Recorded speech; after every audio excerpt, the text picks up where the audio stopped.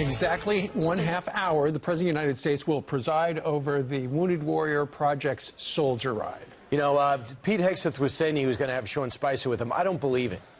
Look, he's right there with him. Check it out. There he is. We do have Sean Spicer, White House Press Secretary. And 30 minutes from now, right behind us at that podium, the President will stand and honor these wounded warriors that are here for the Soldier Ride. But we're here right now with another man that stands at a podium almost every single day.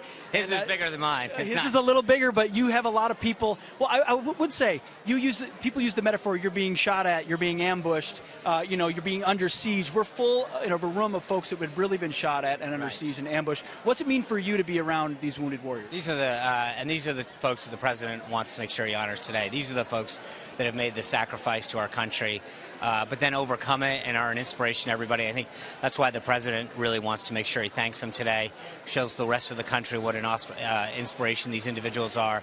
They've not only served our country, but then they come out and show that they can probably lap us all as they ride across our country. It's a pretty awesome event. And a great group of folks to recognize. I hope you get on a bike, because they might lap you. No, they will. I can guarantee that. So what is it about, though, service members, vets in the military, that the President seems to draw strength and energy from? What is it about? It's the service members, it's the first responders, the police and firemen and EMTs. I think he recognizes that these are individuals who sacrifice so much, not just of themselves. They put themselves in harm's way so often, but their families do as well.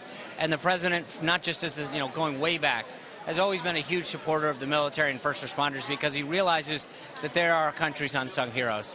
They don't get the recognition or the pay or that they deserve.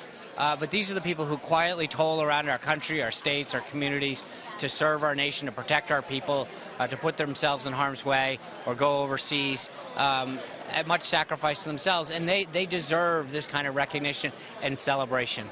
It's also the emphasis he puts on them as future leaders and not victims, right? These are guys that are going to be a part of the next chapter of their communities. One of the things he's emphasized a lot is the VA and fixing the VA. I know he's talked recently about accountability. What should we look for as future focuses from the President on the VA? Well, look, one of the things about the VA is that we have some of the most amazing doctors and healthcare providers at the VA.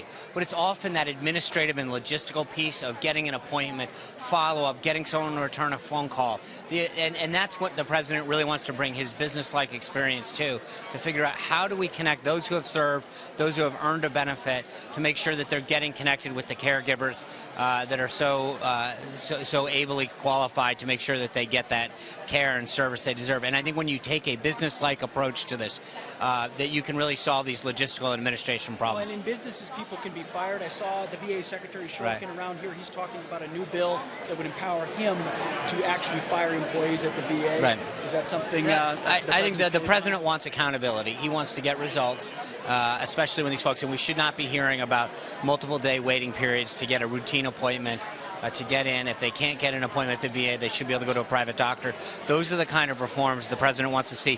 You should not have somebody who's served this country, who has sacrificed for this country, and then finding out that they need 30, 45, 60, 70 days to get a simple appointment or a callback. Yeah, absolutely. Well, guys, you heard it from the man himself.